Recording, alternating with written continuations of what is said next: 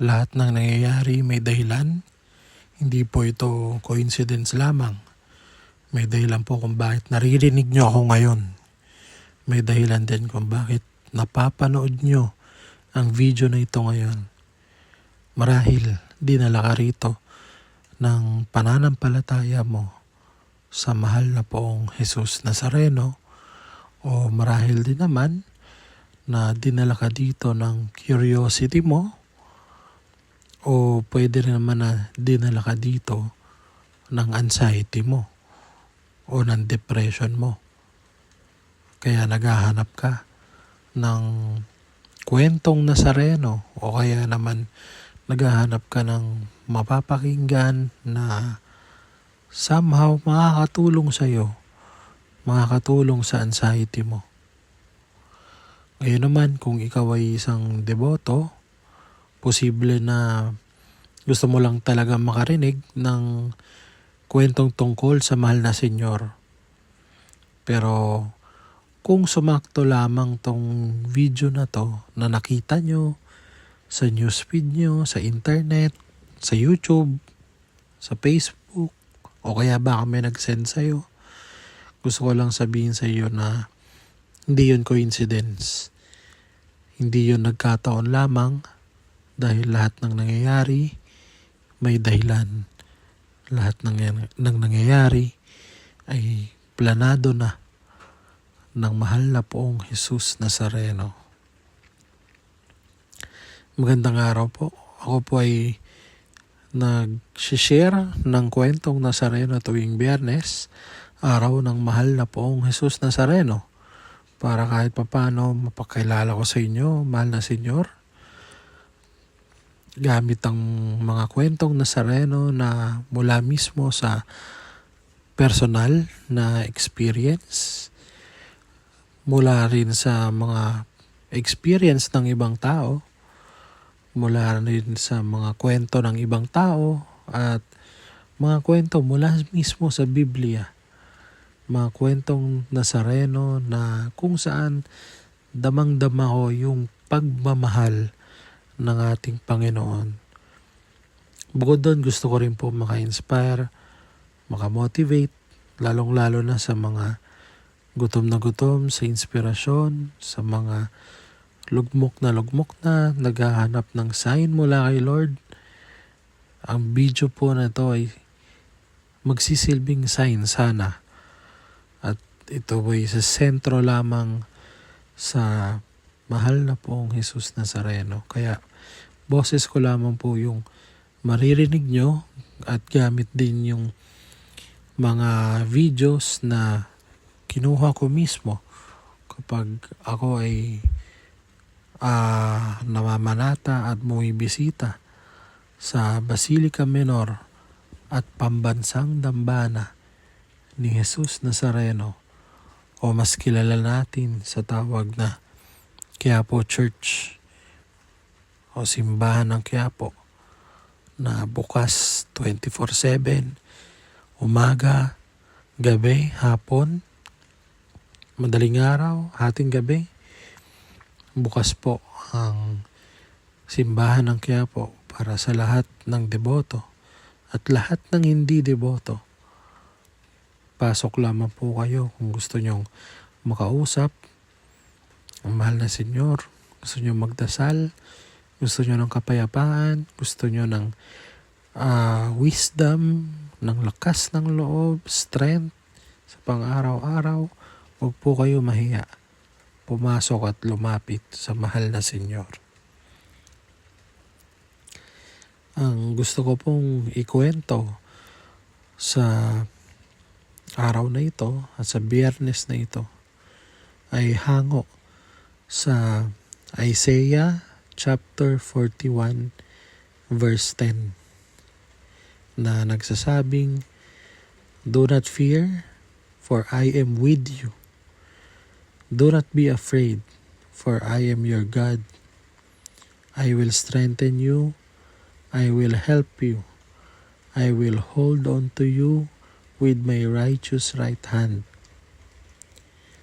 Sa Tagalog, huwag kang matakot sapagkat ako'y sumasa iyo.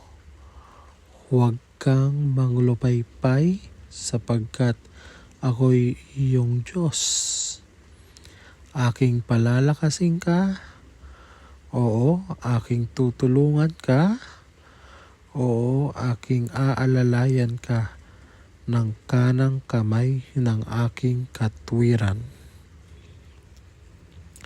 Napakaganda po ng verse na ito. At una ko po itong na-encounter nung kasagsagan din ng pandemic. Kaya natandaan ko siya, nasa notes ko siya.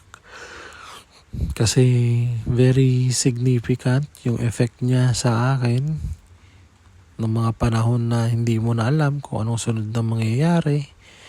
Nung nag-lockdown, bago pa man mag-lockdown, nababasa ko na yung mga balita at nakikita ko yung mga nagla-lockdown sa ibang bansa.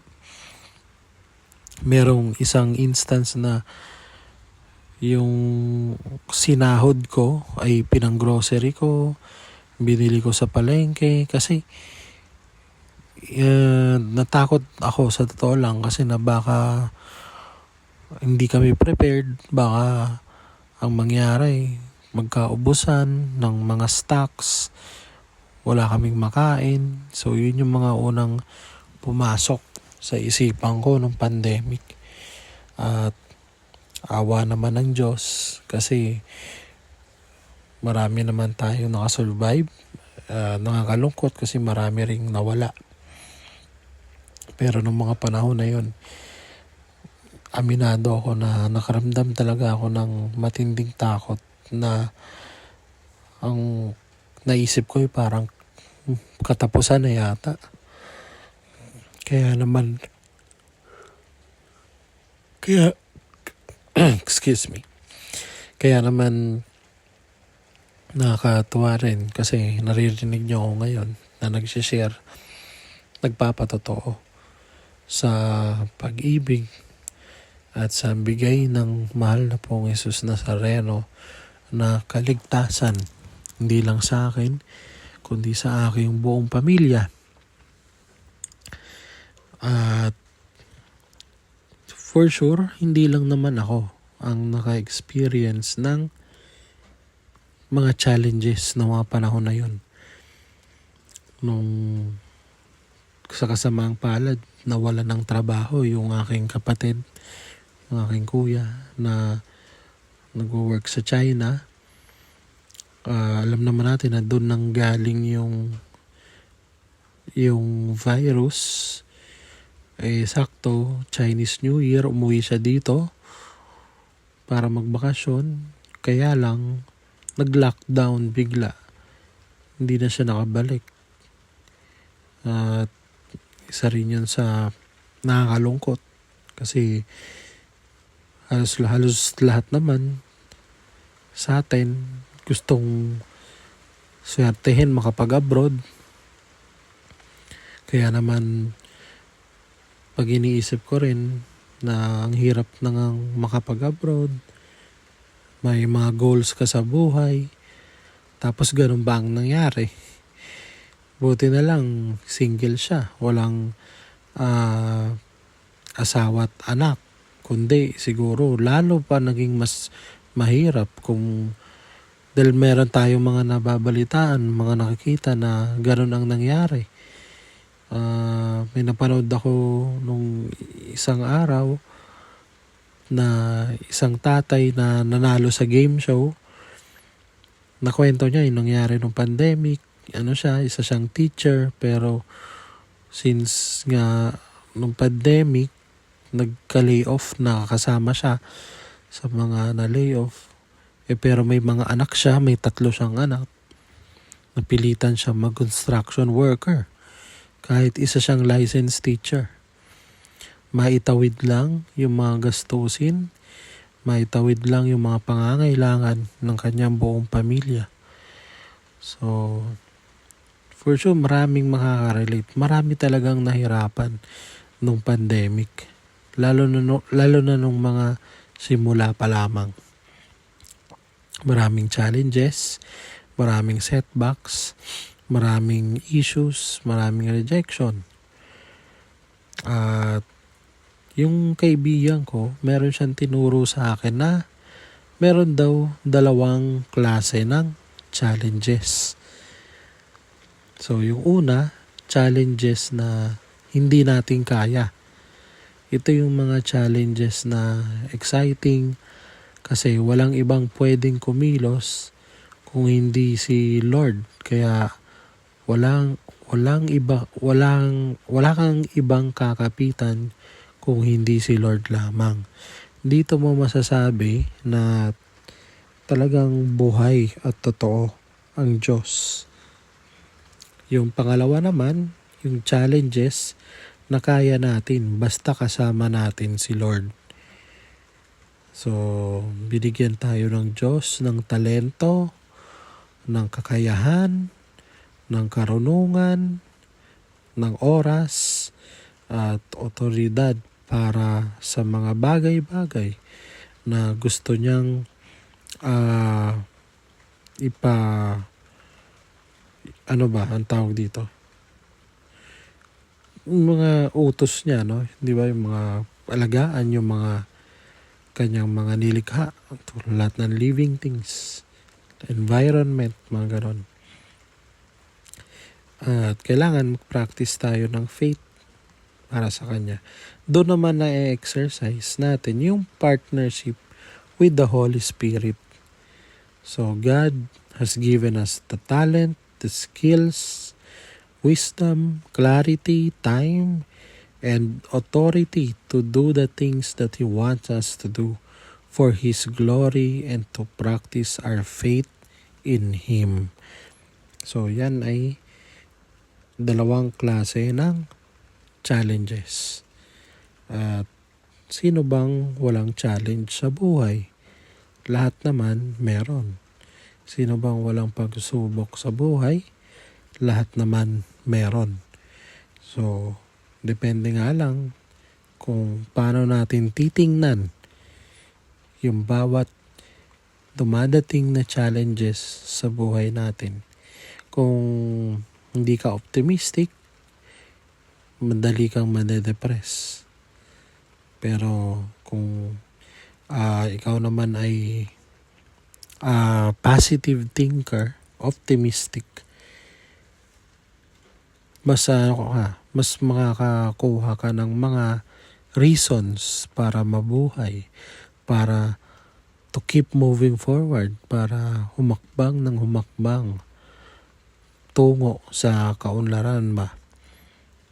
Kasi kapag kulang ka sa pagiging optimistic o kulang ka sa optimism, madali kasing madaling ma-down, madaling tumingin sa mga kulang, madaling maghanap ng mga kulang, madaling mag-question bakit nangyayari yung mga bagay-bagay, madaling magreklamo. Pero kapag optimistic ka sa buhay mo, mas madali lang din maghanap ng reason. O minsan, hindi mo nga kailangan malaman ano yung reason. Pero masaya ka na kasi hindi mo nga kailangan yung reason. Ang kailangan mo lang maramdaman na mahal ka ng mahal na pong Jesus Nazareno at hindi ka niya pababayaan kailanman. Ako mismo makapagpapatunay na ang Diyos, ang mahal na Senyor, pandemic man o hindi, nandyan lagi para sa atin. Ang dami niyang paalala, ang dami niyang sinasabi na para hindi tayo matakot. So, ang Diyos lagi nakikiisa sa ating kalagayan kahit ano pa. Sana lagi nating tandaan yun na kapag merong challenges sa buhay, una natin dapat mindset o una dapat natin maalala ay si Lord, ang mahal na pong Jesus Nazareno. Kasi siya ang kaligtasan at Huwag natin tanggihan si Lord. Lagay natin siya sa center ng bawat problema, bawat issue, bawat setback, bawat rejection. Kapag may nangyari na hindi akma sa mga goals natin sa buhay, tanungin agad natin yung sarili natin. Ano kayang tinuturo ng mahal na pong Jesus Nazareno? Bakit kaya nangyayari to? Pero naiintindihan ko yung iba nasasaktan, mas mabigat yung mga problema, kaya yung iba nako-question nila minsan, no? Bakit daw nangyayari sa kanila yung mga ganong bagay?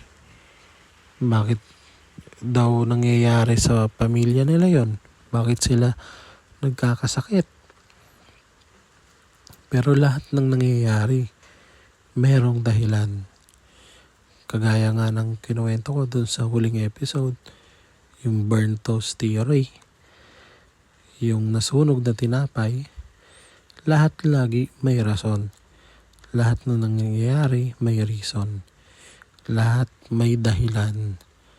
Kaya naman kung optimistic ka, malakas ang loob mo, alam mo sa sarili mo na sinadya ni Lord na mangyari yan dahil may dahilan siya. Most of the time, ang dahilan niya ay para i-prepare ka dun sa goal mo. I-prepare ka dun sa inaasam mo. I-prepare ka dun sa gusto mong mangyari. Lalong-lalo na kung marami kang pangarap sa buhay.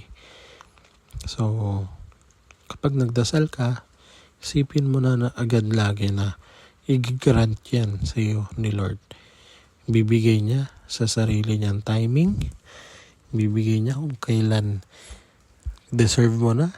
Ibibigay niya yan kung kailan mas kailangan mo na. Kasi, minsan o madalas, merong mas nangangailangan kaysa sa atin. Kaya, siguro okay lang naman na maghintay muna tayo at unahin yung mga taong mas nangangailangan kaysa sa atin. Kung nakakaangat naman tayo kahit papano, nakakain tayo 3 beses isang araw, napakahalaga na nun, napakaswerte na nun. Kaya naman, sana huwag magsawa yung mga deboto sa pagdadasal at paghihingi, pamamanata at pagpapatotoo sa walang hanggang pag-ibig at pagpapala ng mahal na poong Jesus Nazareno. Hindi lang tuwing Biyernes, kundi araw-araw, isang buhay po natin yung mga turo ng mahal na Panginoon. Siguro, simulan natin sa paglilimita o pag-iwas sa panghuhusga sa kapwa natin. Hindi natin alam ang pinagdadaanan nila ng bawat isa. Kaya iwasan natin na tayo pa yung mag-cause ng anxiety nila at depression nila.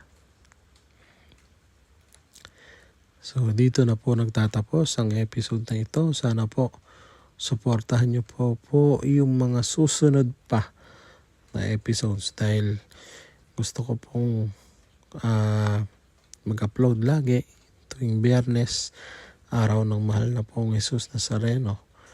Kung gusto nyo rin po mag-share ng inyong sariling kwentong Nazareno, pwede rin naman po. Nakikita nyo po yung email address sa screen, kwentongNazareno@outlook.com. Kapag kayo po ay nag-send ng sarili nyong kwento, sana huwag nating kalimutan na maging selfless. Kapag tayo'y selfless at mas iniisip natin lagi yung kapakanan ng iba, hindi tayo mahihiya na magkwento at mag-share ng kanya-kanyang kwento. Kwentong Nazareno at Outlook.com. Huwag po kayo mahiya dahil napakasarap sa pakiramdam na yung kwento nyo mismo ay makakatulong sa iba. Makaka-inspire, makaka-motivate. Higit sa lahat, posible kasi na yung kwento mo ay makasalba ng buhay ng iba. Hindi natin alam di ba? So, ako po isang advocate ng mental health. Kaya ako po gusto kong emphasize na baka yung kwento mo, baka yun yung hinihintay nila para ma-cure yung anxiety at depression nila. Baka yung kwento mo, baka yung pala yung sasalba sa buhay nila. Kaya sana wag ko kayo mag-hesitate na mag-share, magpatotoo, mag-comment, mag-like.